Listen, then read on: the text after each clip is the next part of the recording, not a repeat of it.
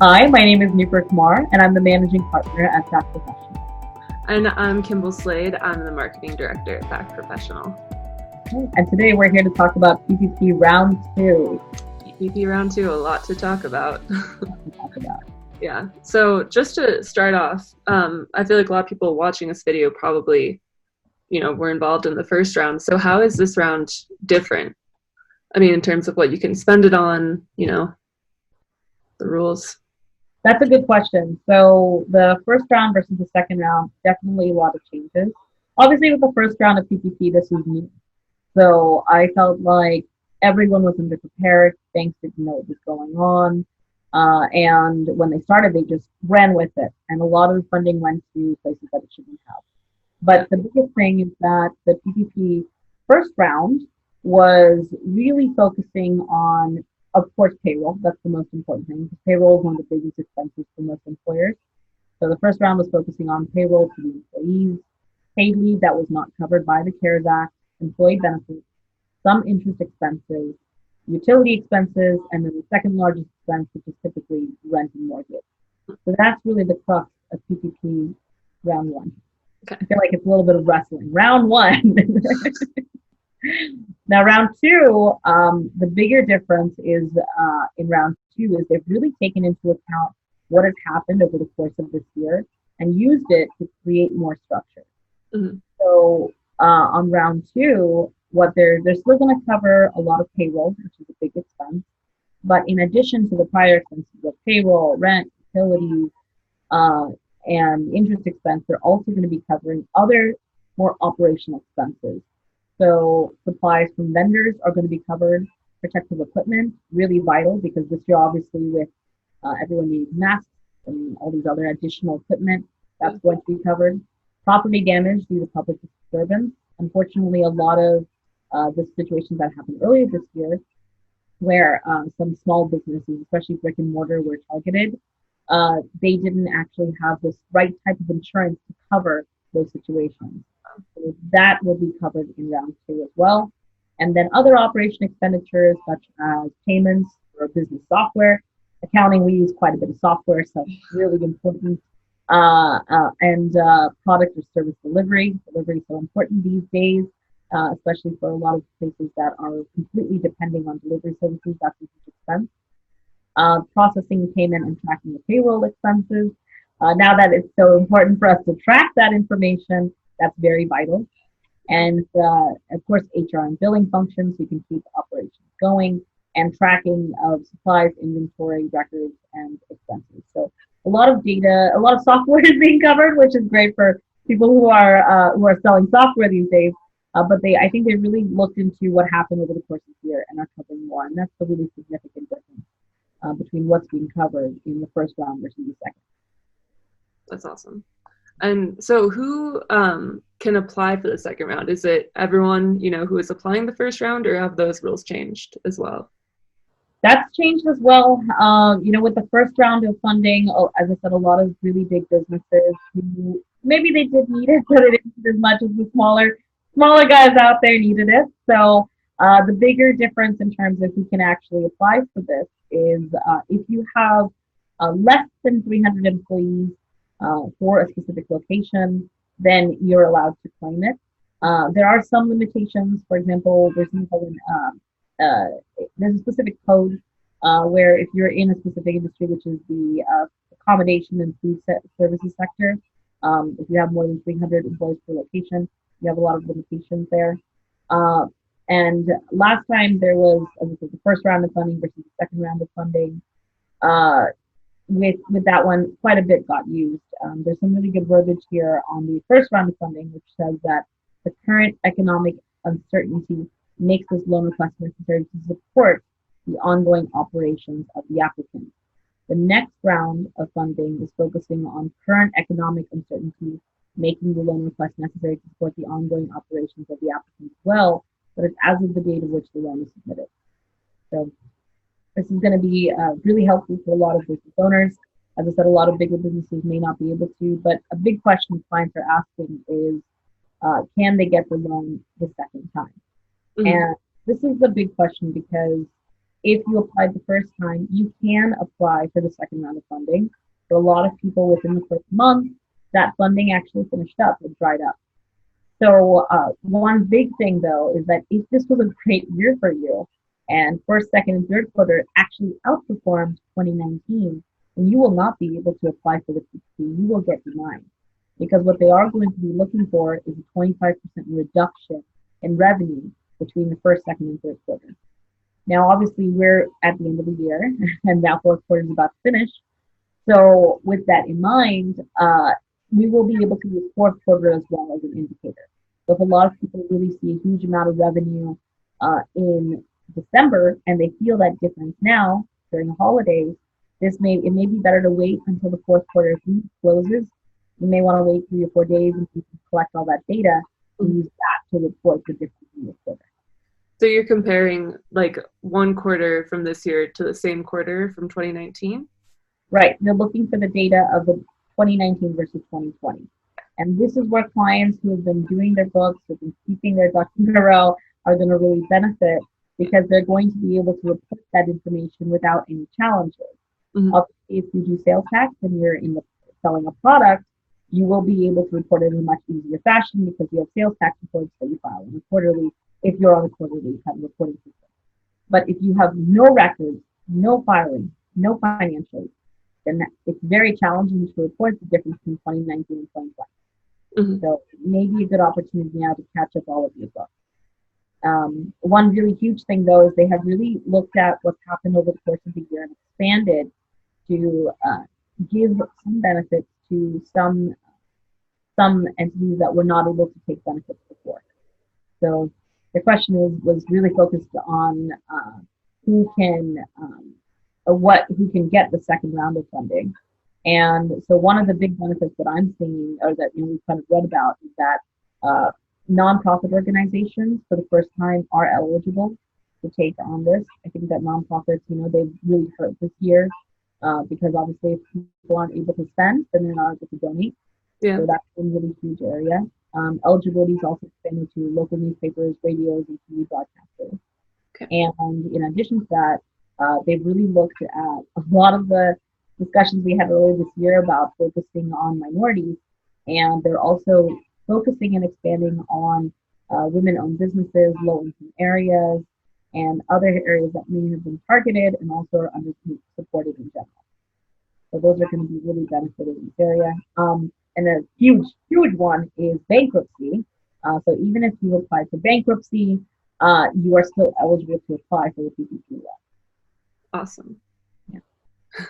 And so if you're applying for the loan, how do you know how much you should apply for? That's a great question. The loan is going to be capped at $2 million. So if you have received a really significant amount last time, you may not receive anything in excess of $2 million. I know $2 million sounds like a lot, but quite frankly, in a service-based industry, I mean, if you have significant payroll, it can go pretty quickly. But the way that the loan is going to be calculated is you take your payroll, because it still is the Payroll Protection Program, and you look at 2.5 times 2.5 months. That's the amount that they're going to give you. They have simplified the process quite a bit. We were looking over the applications. They're much easier this time around, thank God. So the calculation is going to be a lot easier.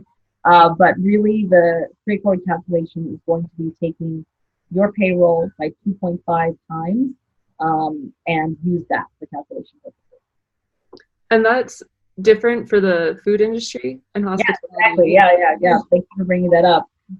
So the food industry has been majorly impacted by this. We're very lucky in California that we have great weather and you can sit outside and you can eat. So for a time, a lot of restaurants took some advantage of this, but quite frankly, they've been really, really affected. So they're actually going to be able to take a larger amount. So hospitality, restaurant, and food services can actually, instead of doing 2.5 times their month, they can do 3.5 times.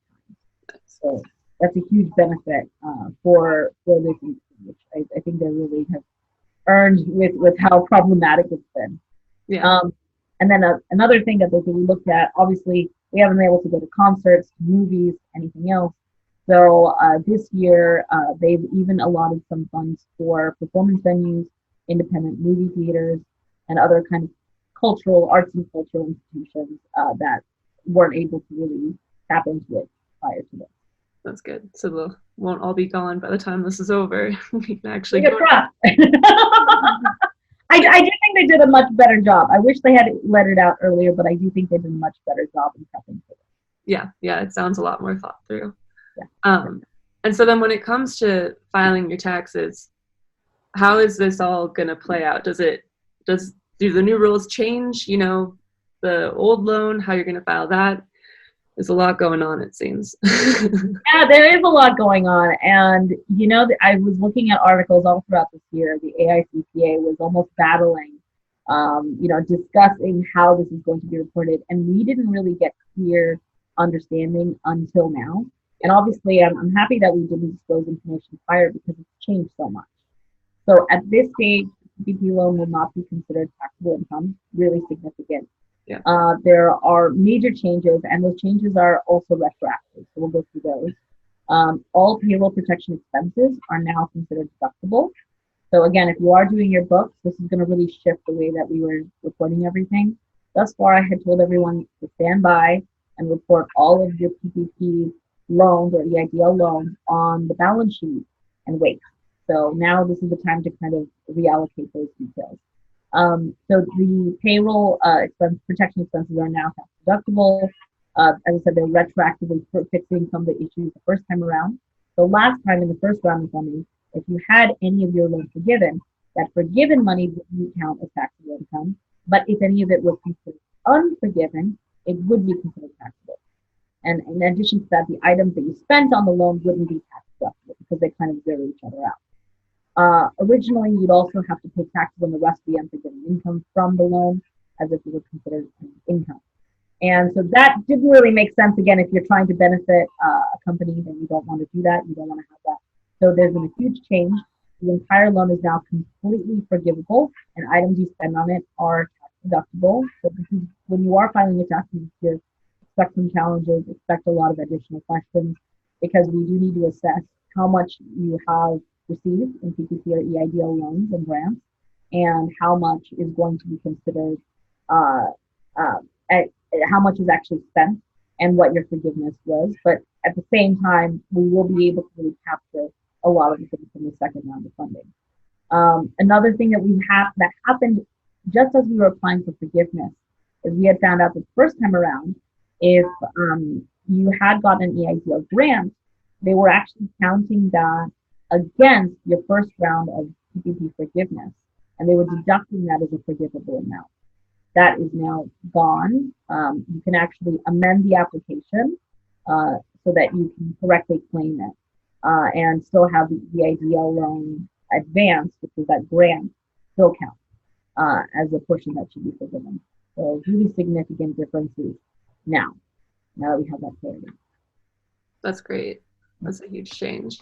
And I just realized I forgot to ask this before, but with the people who qualify for the loan, for those who received it last year, I think we forgot to mention that you have to have either used all those funds from your first loan or have a concrete plan, right? Yeah, that's a really good point. Thank you for bringing that up. Is that you're completely right? Is that you need to the goal of the PPP loan is to use all of those funds as completely as possible, or have a plan in round two on how you're going to be using those funds. So I'm really happy you brought that up. That's a good point. Yeah, and because that also kind of leads us into the application process, where you said it'll be a lot easier, but there's still, I think, stuff that you're gonna have to look out for, right, in terms of getting audited later, stuff like that. Yeah, definitely. I keep saying ducks in a row, but this is where it's really valuable. So in the application process, if you are getting $150,000 or less as a loan, then it is a simplified application process. Only one page, and it won't be a huge amount that you're going to be having to prepare. However, if you're looking at more than that, then you should be ready for, a full audit of your books, or at least be prepared to have everything out in terms of your payroll tax returns, sales tax returns, and of course your bookkeeping for 2019 and for 2020. This forgiveness application, it will include loan certification as well as confirmation from the business owner that the funds were used properly. So Don't go and, travel to, I don't know, Cabo. Besides COVID, let's not travel to Cabo this year and then think that this is great. Or, I don't know, get your daughter married or something like that right now. This is not the time to use that. While you don't need to provide, very, very specific details for each expense for under 150K, they are going to be looking at this funding. The government has just, released all of this right now because they had to. But we do have to be prepared for them to come back and look over all of these details. So if we're talking about if it's under 150K, one-page application. If it's over 150K, you're taking out a loan for over, then you should expect a full audit. It could happen at any time. So I'm not saying that the IRS will come to you. It means that you should just be prepared. Audit is one of those words where everyone immediately thinks of IRS audit, but an audit could also just mean preparing documentation to provide to the government. So that's really what you have to be aware of. If you're at the $2 million mark and that's what you're receiving, really, really huge PPP loans, there's going to be a very thorough look at how you are spending this. Maybe not today, maybe not next year, when the government is able to really recoup and have the time to observe this. That's when we're going to start to work retroactively. How long would you recommend people hold on to all of their paperwork for? That's a good question. I would recommend at least between 4 and 7 years. I always recommend that. Obviously, if you keep everything electronically, you don't need to keep everything physical, in filing cabinets. But at the very least, for 4 to 7 years, really keep your documents in order. A lot of clients ask, how long should I keep my physical tax return? We keep all of the tax returns for whenever you filed your taxes with us. That's it. We always have all the documents because you never know. But at least 4 to 7 years is a good amount of time. Okay. Perfect. And then, we don't have all of the details. Things are being released on I would say daily usually, but this is an hourly basis. Every time I look at the news, there's new things that are being released, new discussions, and clients calling and asking, well, what about this piece of this legislation? It's like 5,600 pages of the document, so it's a lot to go through. And after you've read it, you also have to comprehend it, figure out what direction that Congress was actually trying to go in when they created these laws. So, be prepared. Most likely, all of the major banks are going to participate again. They want to be part of this process. The first go around, they did not have the infrastructure to do it, but they are much better prepared now. Yeah. So I do recommend, if you are in a situation where you've had a reduction in business, to apply for it. And if you are not, one of the challenges a lot of clients had was they were trying to apply through their business bank account, but they did not have a business bank account. They had never properly opened one using the EIN of their company. At that stage, it may be better to use a different platform. A lot of people successfully were able to use Cabbage, which starts with a KKBBGE. They even use PayPal, and they may be able to actually submit their process faster. We found that Cabbage was able to process faster because they had already had a lot of practice in preparing loans for, kind of electronically preparing and submitting loans. They had a lot of practice with it because that's what their platform is for. So I definitely recommend trying that out if you weren't successful with your own banking platform. Wow, I didn't know you could do that. Why would I? And so when it comes to loan forgiveness and those applications, are we going to see changes there as well in the few months? Yeah, definitely. So the second draw on the loans are forgivable as long as 60% of it is spent on payroll costs. Just like the first round, that's not a huge change. Mm-hmm. The second 40% needs to be spent on other costs. Obviously, we mentioned those earlier. So as long as the forgiveness is being used for what they've specified are considered business expenses, and they've really expanded it. And again, I wouldn't recommend, traveling anywhere with the money, but if they're justified expenses, as we discussed, then they should be forgiven. Originally, the SBA provided that the cover period, the time in which was the time in which the borrower must use the funds, was 8 weeks, and they've pushed it out quite a bit. Now they've expanded to 24 weeks. And in this latest round, you're able to choose the length of the cover period so long as it is at least 8 weeks, but not longer than 24 weeks. There's a lot of time. It's a lot of time to use the money. I know that a lot of employers, the second they get the money, they will try to spend it as fast as possible. I will say this, that PPP round two took a long time to get passed. So while I know the urge is to quickly pay for everything off, keep it, save a portion of it. We don't know how much longer it's going to take for vaccines to really have an effect and for everyone to get vaccinated and for everyone to be out and about in the world. Yeah. So I would say for a rainy day, I'm not saying to wait till the 23rd week to use up your funds, but use them carefully. I think that, as I said, you're just to pay off all the credit card bills, or not the credit card bills, excuse me, pay off all of the vendor bills as quickly as possible. But I would hold a little bit of that. And borrowers should be aware that while forgiveness application is simple, over risk is high. So rather than going through the process of showing how borrowers arrive at certain numbers, a simplified application may just ask borrowers to self-certify. And as you said, given the liability attached in terms of making false claims or false certification to the SBA, you should choose to submit the simplified application.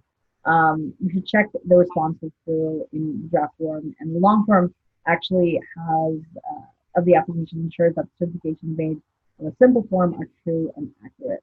So really important to be really careful with this. I noticed, a huge uptick in clients who may have businesses that were kind of starting this year, but didn't really get off the ground running. They may want to use this money to really start the business. I don't know if you'll get approved. As I said, you need to show some type of difference. You need to show that you really had a drop in your income. And if you're not able to prove that, you may be out of luck in this one. But if you want to apply, go for it, see what can happen. But just keep that in mind and be wary of that. Yeah. And we can help you with it, right? And we can help you with that. Yeah. So that's a good point. So our office is actually handling PPP loan application processes. We're doing the PPP loan forgiveness as well. And we are also doing any of the other grants that are coming out. In California and LA County, there's a lot of grants and credits that have arrived. Mm-hmm. So if you are having any questions about those, send us an email. We've been, Kimball's been doing a great job in sending email campaigns with all of that information. But if there is something that arrives, at the end of the day, this money can go like this. So if something arrives today, we want to help you get it processed as quickly as possible. So send us the request. We'll figure it out with you and help you get the money that you need to keep your business going. Yeah. And it's changing so fast, so we'll keep everyone updated. So if you're someone watching this, then you can subscribe to our channel. That way you never miss an update. And we'll see what happens. I know. Hopefully 2021 will be a better year. We're recording at the end of the year. I'm ready for 2021. It's going to be better. It's going to get better. On wood when you say that. Oh my gosh. All right, great. Well, thank you so much for watching today. Let us know if you need anything else. You can always send us an email at info@taxprofessionals.com if you need anything.